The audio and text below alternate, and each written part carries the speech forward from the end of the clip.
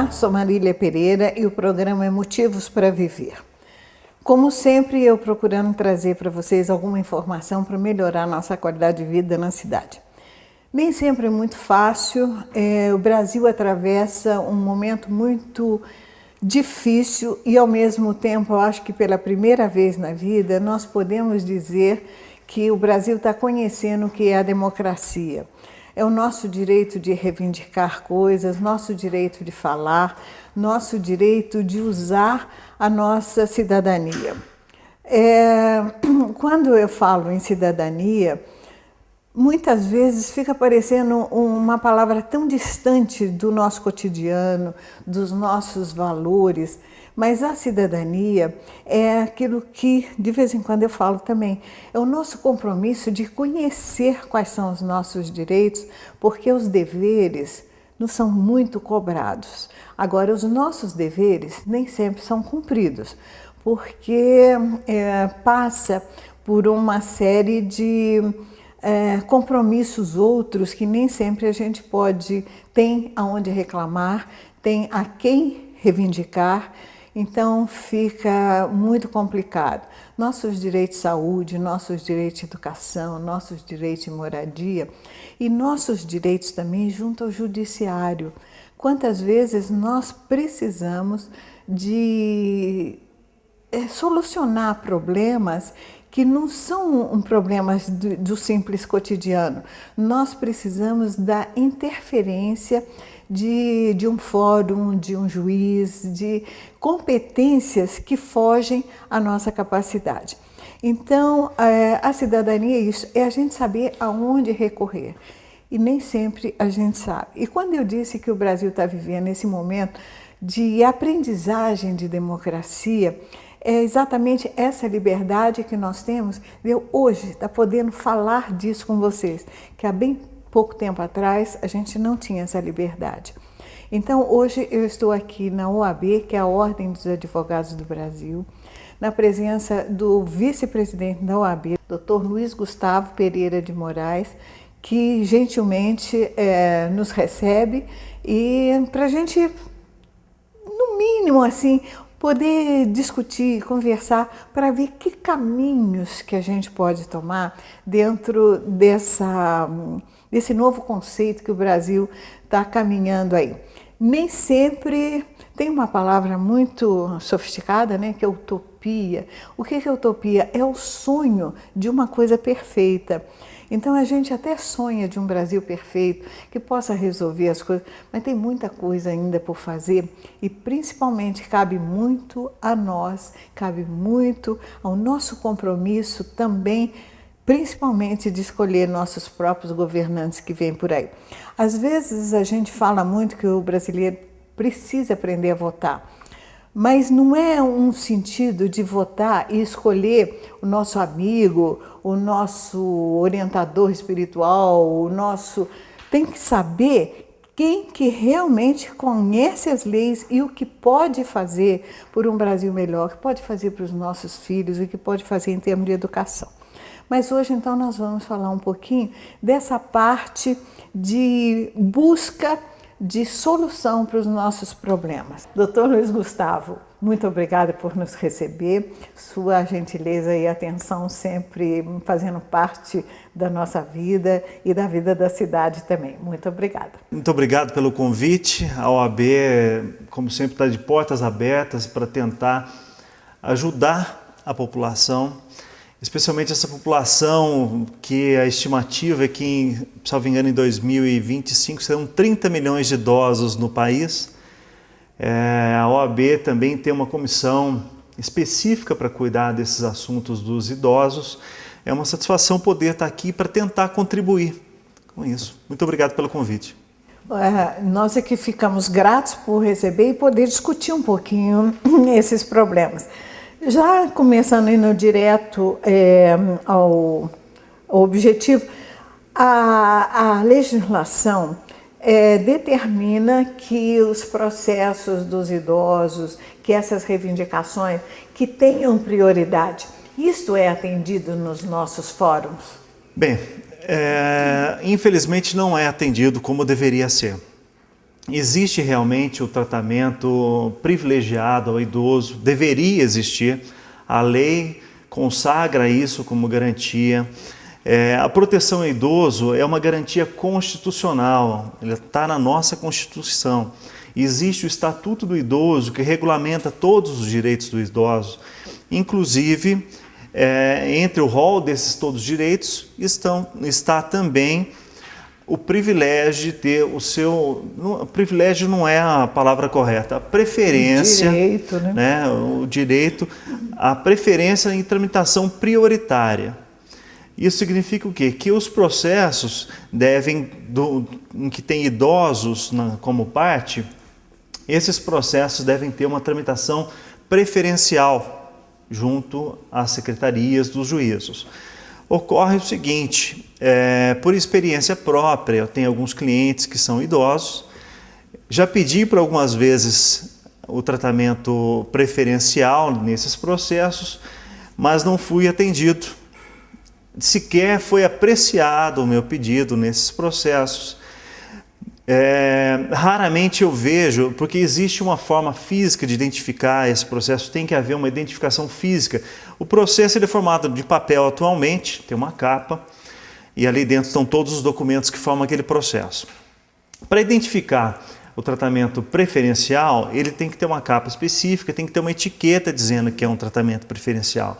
Se você for no fórum procurar hoje, eu não sei se vai se encontrar algum processo dentro dessa característica. Nessa característica. Então, infelizmente, nós não temos visto ser cumprido essa preferência que o idoso tem. A partir disso, nós temos que colocar também que o judiciário passa por um problema estrutural grave. Nós sabemos que, infelizmente, a quantidade de juízes é insuficiente para atender a população. Aqui em Poços, nós podemos pensar que a gente tem 5 varas cíveis aqui, mais 2 criminais, isso não é suficiente? Às vezes não é suficiente. Mas, de toda forma, aqui a gente já tem uma situação privilegiada, porque tem comarcas que não tem sequer um juiz. Mas o problema estrutural é muito grande, falta pessoal, a gente tem que reconhecer isso também. Às vezes falta treinamento. O tribunal teve que abrir mão das nomeações que tinham sido feitas em caráter precário, porque por uma determinação do Conselho Nacional de Justiça é obrigado a fazer concursos, né, o que tecnicamente é o correto, né, legalmente é o correto, e contratar as pessoas concursadas. Com isso, várias pessoas que estavam trabalhando nas secretarias também tiveram que sair. Isso causa uma lentidão ainda maior. Esse ano nós tivemos também uma greve no judiciário. Isso acaba também contribuindo para uma morosidade nos processos. Estudo bonito, né, que ele falou, a gente competente é uma beleza. Agora eu pergunto, e os velhinhos, como é que ficam nisso? Pois é. Infelizmente, os idosos estão inseridos nesse rol de pessoas que estão demandando no judiciário. Por que o judiciário não sai desta mesmice, essa coisa que vem enrolando até hoje, essa falta, na época do computador, na época não, já passou da época, né? Nós já estamos passando para outras modernidades. Por que o judiciário se mantém arrastando dentro dessas coisas? O que falta? Nós podemos ir para a rua brigar, reclamar para a porta do fórum, ou sei lá em frente o judiciário, lá em Brasília? O que nós podemos reivindicar disso? Bem, as manifestações populares são legítimas. Lógico que a gente tem que saber distinguir que tem alguns baderneiros infiltrados nas legítimas manifestações, o que acaba contaminando, mas é legítimo o direito de manifestação. Os cargos do Legislativo e do Executivo são cargos eletivos, né? Então, as pessoas que estão lá, elas foram eleitas. No Judiciário é diferente. Quem está lá no Judiciário, ele passou por um concurso. O juiz passou por um concurso.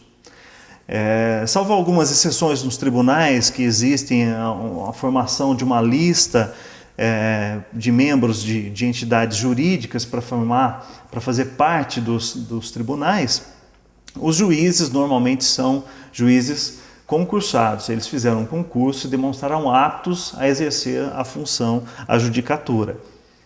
Por isso que nós não temos uma modificação constante no quadro de juízes, né?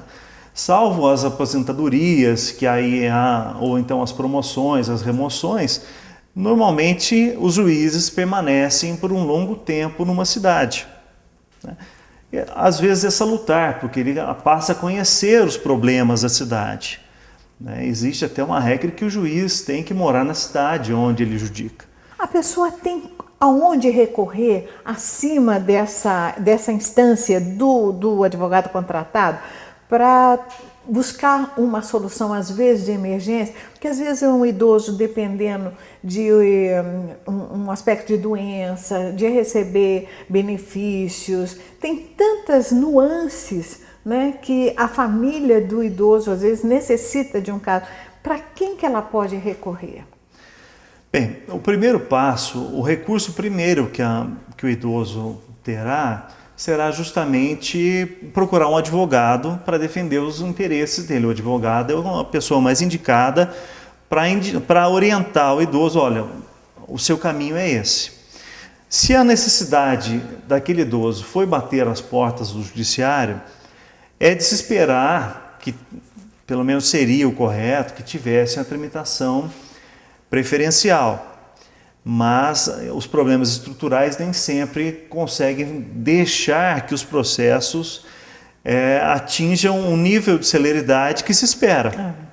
Então, às vezes, o idoso precisa de uma decisão com urgência, essa decisão às vezes demora um pouco. Se realmente fica demonstrado que a situação é de um perigo iminente e o juiz não despachar, existem alguns mecanismos legais, sim, para que essa morosidade específica seja corrigida, né? Nós temos o CNJ hoje, que fiscaliza bastante a atuação do judiciário, e temos as corregedorias estaduais também. Uma reclamação na corregedoria, às vezes, funciona. Seria uma outra situação. Isso se pensarmos no aspecto do judiciário. Agora, no aspecto geral da população, se não se tratar de um processo ajuizado, é bom lembrar que o Estatuto do Idoso é uma lei bastante extensa, com vários artigos, e 2 capítulos, se não me engano, pelo menos 2 capítulos são destinados somente às obrigações do Ministério Público, das promotorias. O que as promotorias do cidadão têm compromisso de fazer pelo idoso. Só que você vai me falar para mim e para os nossos telespectadores um pouquinho mais detalhado sobre esse aspecto no terceiro bloco, porque agora eu vou dar uma paradinha aqui com a presença do Dr. Luiz Gustavo e nós vamos falar com o Dr. Daniel Toledo Flores, porque ele representa mais o tema dos idosos, então nós vamos roubar um pouquinho do tempo dele também para trazê-lo para falar um pouquinho conosco. Continue conosco e nós voltamos. O assunto hoje é muito, muito importante para todos nós. Até já.